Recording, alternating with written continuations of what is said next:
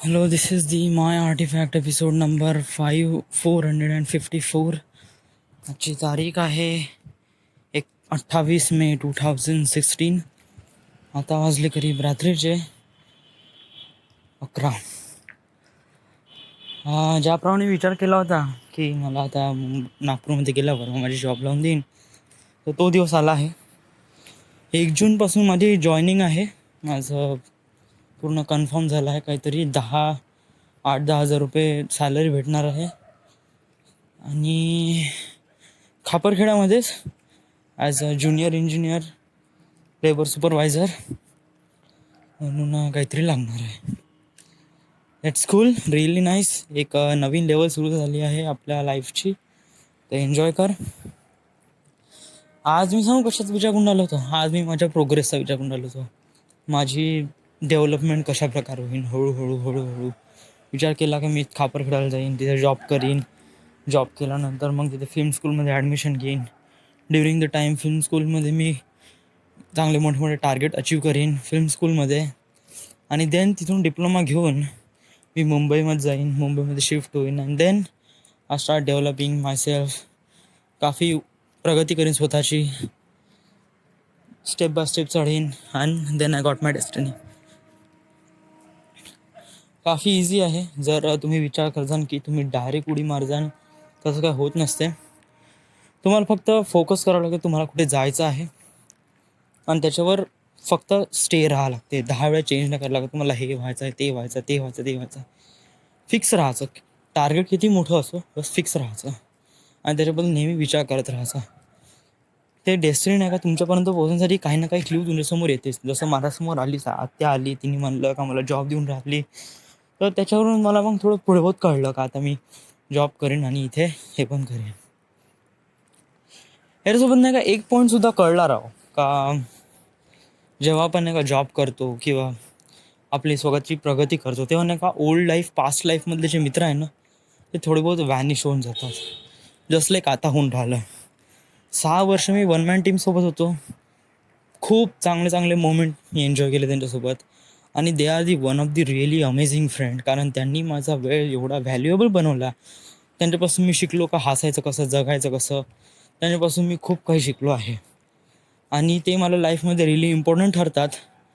But आता मी job करत आहे आणि ते वर्धेला आहे. It's kind of like a distance relationship होऊन जाते एक प्रकारे. तर माझ्यामध्ये आणि वन मॅन टीममध्ये आता रिअली हार्डली 100-150 किलोमीटरचा फासला आहे.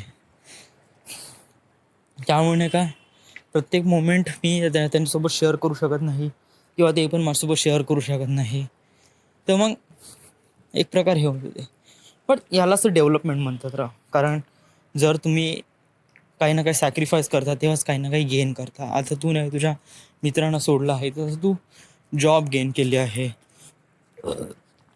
समोर नागपूर फिल्म स्कूलमध्ये पण मित्र बनणार, तिथे पण खूप सारा एक सर्कल बनणार मोठा म्हणजे. आणि मग जेव्हा तू मुंबईला जाशील तर तुला पण नागपूरमधले मित्र सॅक्रिफाईस करावं लागेल. And then go to Mumbai, आणि मुंबईमध्ये हळूहळू प्रगती करावं लागेल. That's the way. म्हणजे याप्रमाणेच तर यालाच तर प्रगती म्हणतात. आपण जुनं सोडायचं, नवीन पकडायचं, जुनं सोडायचं, नवीन पकडायचं.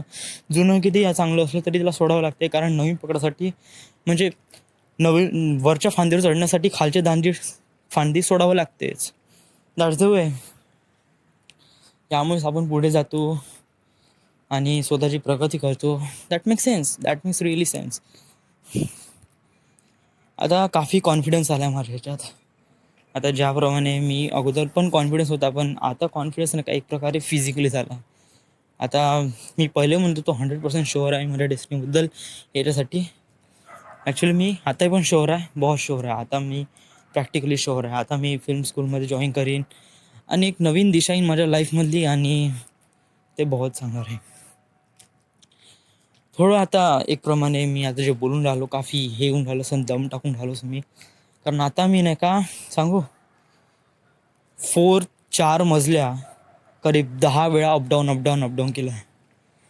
तर काफी सारा घाम वगैरे गाळला मी.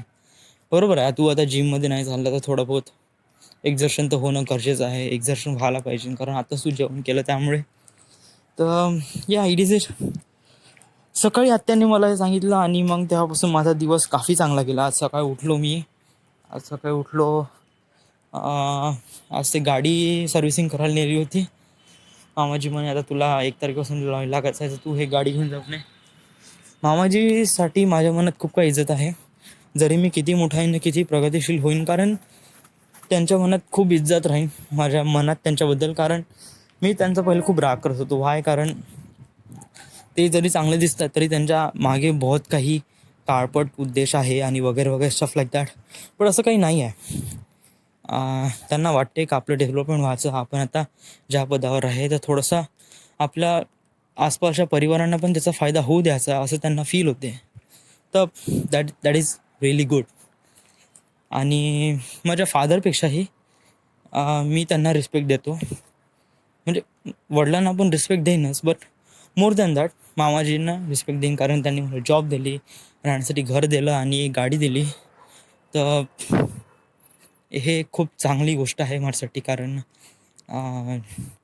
जे संकटाच्या वेळी जे पर्सन तुझा हेल्प करतात किंवा अशी हे प्रकारे हेल्प करतात जेणेकरून तू एक प्रकारे जम घेतली पाहिजे पुढच्या आयुष्यासाठी, तर अशा पर्सनसाठी मी माझ्या मनात नेहमी रिस्पेक्ट राहते. आणि रिस्पेक्ट म्हणजे त्यांच्यासोबत मी जास्त बोलत नाही, की मामाजीसोबत मी खूप जास्त बोलत नाही, खूप लाडाई गोडाई वगैरे वगैरे बिलकुलच नाही बोलत. माझ्या मनात त्यांच्याविषयी काय एक प्रकारे डर आहे.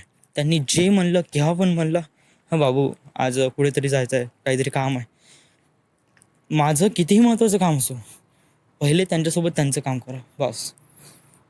That is the deal. मामाजीची फर्स्ट प्रायोरिटी राहील वडिलांपेक्षा पण. आणि मामाजी काही एवढी काही हे नाही एकदम वगैरे स्लेवसारखे बर्ताव करून देणारे, असं बिलकुल नाही. Of course not. त्यांना पण कळते त्याची लाईफ आहे, but priority must be first त्यांना द्यायला पाहिजे. कारण त्यांनी जे काय माझ्यासाठी केलं आहे ते मी काफी त्यांची रिस्पेक्ट करतो. That's why. This is it. आज मी आर्टिफॅक्ट एपिसोड म्हणजे ते गाणे ऐकता टुमॉरोलँड आफ्टर मूवीचे गाणे ऐकता स्वतःच्या प्रोग्रेसबद्दल विचार करून राहिलो. हळूहळू थोडं बहुत कनेक्शन जुळून राहिले. जसे नाही का तुम्ही तुमच्या डेस्टिनीबद्दल विचार करत राहाल ना, तुम्हाला नाही का पाथ कधी क्लिअर दिसत नाही. तो चेहरा कधी तस्वीर कधी साफ नसते, काफी धुंदली असते. जेव्हा तुम्हाला ती तस्वीर पाहायची असते, जेव्हा तुम्ही खूप डॅस्परेट असता त्याच्यासाठी, खूप कॉन्फिडन्स असता आणि तुम्हाला ते तस्वीर बघायचीच आहे, याच्यासाठी नाही का तुम्ही नाही का एक पाय समोर टाकता, हळूहळू स्टेप बाय स्टेप तुम्हाला समोर जाता. तस्वीर तशी हळूहळू साफ होत जाते, हळूहळू क्लिअर होत जाते आणि तुम्हाला व्हिज्युअलाइज होते का हा वे आहे, हा पाथ आहे आणि याच्यावर तुला चालायचं आहे. मला माझ्या डेस्टिनीने एक प्रकारे अपॉर्च्युनिटी दिली आहे इथे नागपूरमध्ये येऊन फिल्म स्कूलमध्ये ॲडमिशन करावं तू आणि then you get your destiny. त्या युनिवर्सनी, मी आता गॉडला तर म्हणत नाही, मी त्या गॉडला एक प्रकारे युनिवर्स म्हणतो. कारण युनिवर्सबद्दल एका युनिवर्सच्या वरती अजून कोण आहे I don't even know. So मी एक प्रकारे गॉडला युनिवर्स म्हणतो. ते युनिवर्सनी मला अपॉर्च्युनिटी दिली आहे का तू नागपूरमध्ये ये आणि आपली डेस्टिनी क्रॅकआउट करण्याचा प्रयत्न कर. तू इथे जा आणि देन तू आपले टार्गेट अचीव कर. तर त्या युनिवर्सचं मी थँक्सफुल म्हणतो का त्यांनी मला ही अपॉर्च्युनिटी दिली आहे आणि मी याच्यावर खरंच उतरण्याचा परिपूर्ण प्रयत्न करेन. आणि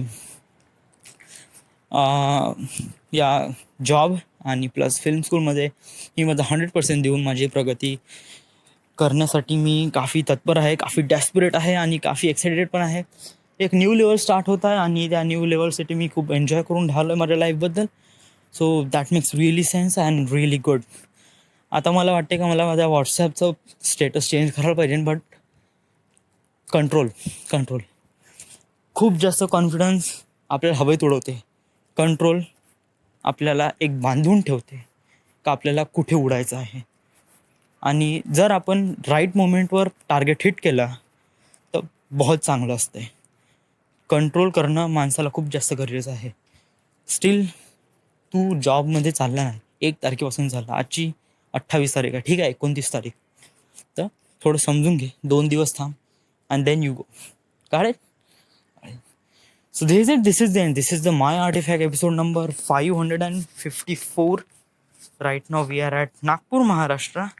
Thank you.